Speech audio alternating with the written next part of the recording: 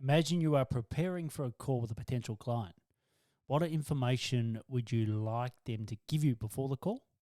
And what is the easiest way to get it? Hi, I'm Paul Higgins, and I will show you what information I collect and where best to capture it. I'll go through the platform, the description and success messages, questions, and also I've got a great bonus tip for you at the end.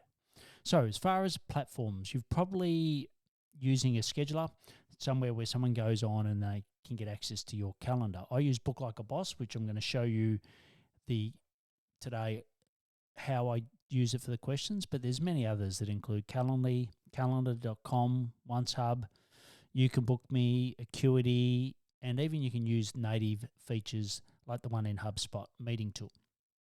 Do your research and check out also AppSumo for great deals, which is where I found Book Like a Boss, and it's been fantastic. If you also want an affiliate link, just email me at paul@paulhigginsmentoring.com and I'll send that through to you. So most of them have the feature to add questions. Typically it's on the paid tier, but I will show you mine here on Book Like a Boss, like I said. So the first thing is you can have multiple messages. I won't go through other than to say less is better. So I've got quite a few that I probably need to archive. Anyway, the first one is just chat with Paul Higgins. So this is the general one that I use, and I use it for 30 minutes. And this is my key. First call for a sales call. Now, obviously it's used broader than that, but it's predominantly for a sales call. So the first thing I have is just a brief description. So I'm looking forward to talking to you. Please answer the question so I can best prepare to add value to the call. Right? Or maybe that's better, in the call. I haven't done the chat GDP to correct this. And then I've just got a time zone, whereas I live in Australia, mainly work globally in North America, so I just put that in, but you could have something specific for you there. And then I've got a success message, and what I like to do is redirect them to my LinkedIn profile, and if they're not connected, they can send me a personalised request mentioning that we've got an upcoming call. So that's another chance to get them onto your LinkedIn. So that's the description and success messages, if I could say that correctly. The next we'll go into the questions. So every platform has its different place of having them. So in here, they're up here. And what I'll do is just go through each of them. But there's basically 4 that I have, and I recommend about 4 as maximum, right? You don't want to overwhelm people on the first call. So I've got confirm their seller mobile, what you'd like to achieve out of the call, any questions they've got, and future value, which I'll go into. So what I'll do is I'll just open up each. So this is a telephone field, so they'll just put in their seller mobile there. Now, why do I want their seller mobile? Because often I want to follow up with them on the cell phone, right? So I always declare who I am when I send them a text message, and I would never put it into a bulk message. I don't do that, but sometimes I want to use it, and it's a great way of collecting that because often that's not on their LinkedIn profile or not easy to obtain. So I want to do that. And also I think it's still great in today's world to actually call people, which is not something we always do. So it's a required field, and I'll show you which ones I've got acquired and which are required and which ones haven't. So there's that one. Then the next one is what would you like to achieve? So this is just the text area field. What would you like to achieve in the call? I keep it that simple, and it's great the information you get. Some people have examples. I prefer just to have it as an open.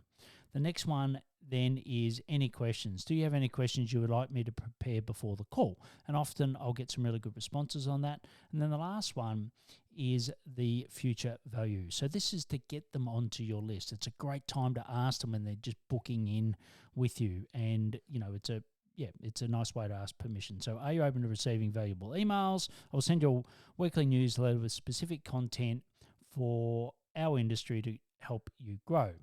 You can subscribe at any time. So, I get lots and lots of people saying yes to that where it's difficult on a call, you forget, and other avenues. So I think that's great. So they're the 4 key questions that you want. Now that's the first call. I've also got a second call, and that's effectively the same questions. But what you can do is ask more detailed calls if you've got a call for a specific program. So if I go into my fast track, which is around getting clients off LinkedIn predominantly, then in here, I've got some more specific questions that you can add. But, really, I think the standard ones for the call is what you want to do. So what's the bonus tip? The bonus tip is that you can create a URL, because what I don't want, if I go back to the chat with Paul, it's quite a long URL, right? So what I want to do is create something that's very easy to say on a podcast or for people just to do. So I redirect it to another domain. So if I type in here talkpaul.com, it costs me about $12 a year to register this. I go enter because I'm recording it, but you'll see that there. The other thing here is that this header needs to be updated, but you can have a header, you can have a little bit about you, and then just a little bit more context, which is that description that you see. Okay, and the other thing that you can have on some of the platforms is some testimonials as well, and down the bottom you can have frequently asked questions, right? So you can go down a rabbit hole on this, but ultimately what this video is all about is getting you to put those 4 questions in, which is please confirm your cell mobile number, what would you like to achieve on the call, any questions, and the future value, which is getting them on your list. As I said, the bonus tip was having the link, as you can see here, bookme.na/paulhiggins.com. It's a little bit long.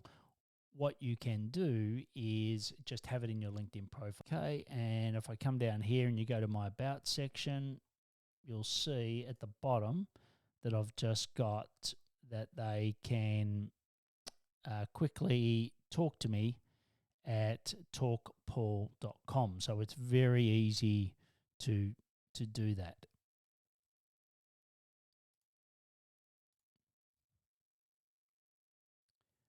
So to find out more, just go to paulhigginsmentoring.com, share this with your peers if you thought it was valuable, and also subscribe to Paul Higgins Mentoring on YouTube.